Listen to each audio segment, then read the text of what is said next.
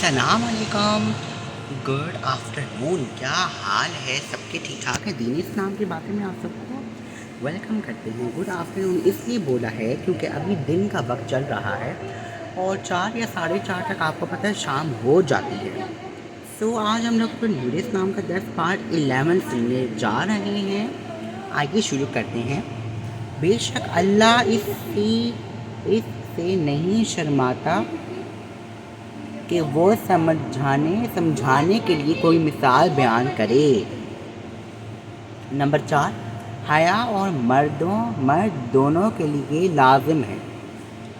بعض لوگ حیا کو صرف عورتوں کے ساتھ جوڑتے ہیں جبکہ اسلام میں حیا مرد عورت دونوں کے لیے ضروری ہے. مردوں کے لیے حیا نظریں نیچے رکھنا، پاکدامنی اختیار کرنا، بدتمیزی اور بے شرمی سے بچنا. عورتوں کے لیے حیا پردہ کرنا، شرم اور حیا کے ساتھ بات چیت کرنا، حیا اور لباس پہننا. قرآن میں فرمایا گیا وَقُلْ لِلْمُؤْمِنِينَ يَغُضُّوا مِنْ أَبْصَارِهِمْ وَيَحْفَظُوا فُرُوجَهُمْ. مومن مردوں سے کہو کہ وہ اپنی نظریں نیچے رکھیں اور اپنی شرم گاہوں کی حفاظت کریں. نمبر 5، حیا اور بے حیائی کے اثرات. حیا کا فائدہ: نمبر 1، کردار میں پاکیزگی آتی ہے. نمبر 2، عزت اور احترام بڑھتا ہے. نمبر 3، گناہوں سے بچاؤ ہوتا ہے. نمبر 4، نیکیوں میں اضافہ ہوتا ہے. بے حیائی کا نقصان: گناہ کی رغبت بڑھتی ہے. نمبر 2، عزت کم ہو جاتا ہے. نمبر 3، معاشرتی بگاڑ پیدا ہوتا ہے.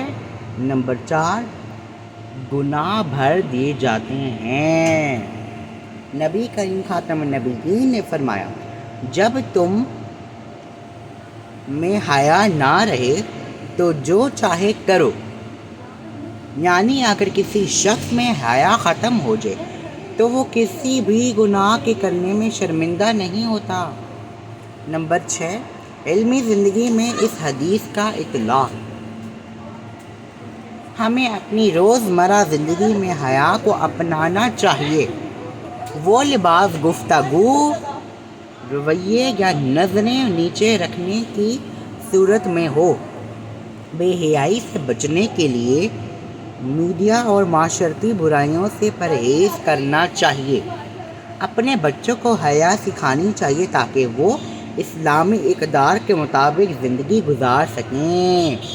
حدیث نمبر 9 میں آتا ہے اللہم انی اسألک علما نافعا ورزقا طیبا وعملا متقبلا. اے اللہ، میں تجھ سے نفع دینے والا علم، پاکیزہ رزق اور مقبول عمل کا سوال کرتا ہوں. تشریح میں بتا رہے ہیں یہ حدیث ہمیں 4 انتہائی اہم دعاؤں کی تعلیم دیتی ہے جو ہر مسلمان کی زندگی کے لیے بنیادی حیثیت رکھتی ہیں.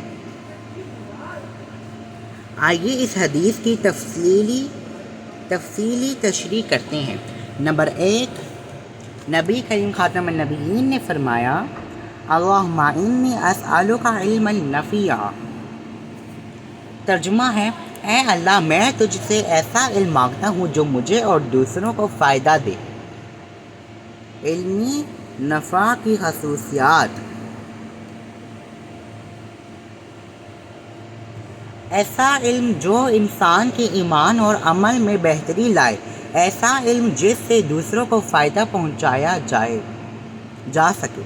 قرآن اور حدیث کا علم جو ہدایت اور کامیابی کی راہ دکھائے.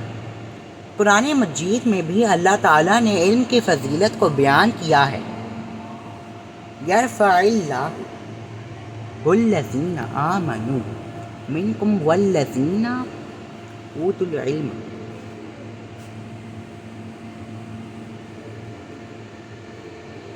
درجہ۔ ترجمہ ہے اللہ ایمان والوں اور علم والوں کے درجات بلند فرماتا ہے۔ کمنٹس میں آپ نے سبحان اللہ ضرور لکھنا ہے، ٹھیک ہے؟ میں نے آپ کی خاطر یہ والی کتاب دی ہے اور میں اسی میں سے آپ کو درس دیتا ہوں ہر جمعے اور ہفتے کو، ٹھیک ہے؟ تو اب ہم لوگ آگے بڑھتے ہیں۔ اسی لیے نبی خاتم النبیین صلی اللہ علیہ وسلم کی ایک اور دعا بھی ہے، اللہم زدنی علما، اے اللہ میرے علم میں اضافہ فرما۔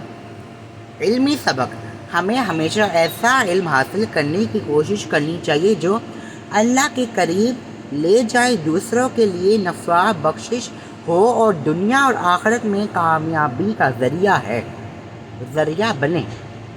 نمبر 2، حلال روزی کی دعا۔